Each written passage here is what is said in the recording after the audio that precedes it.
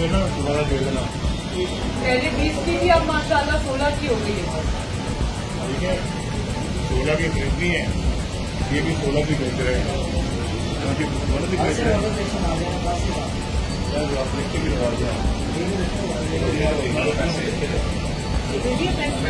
हमने रोटी की कीमत 16 कर दी और नान की कर दी है 20।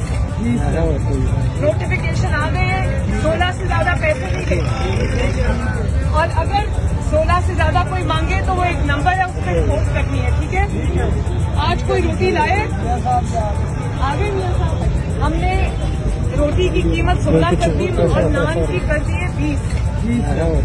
नोटिफिकेशन आ गए हैं, 16 से ज्यादा पैसे नहीं देंगे और अगर 16 से ज्यादा कोई मांगे तो वो एक नंबर है, उस पर फोन करनी है। ठीक है, आज कोई रोटी लाए आगे मियां साहब।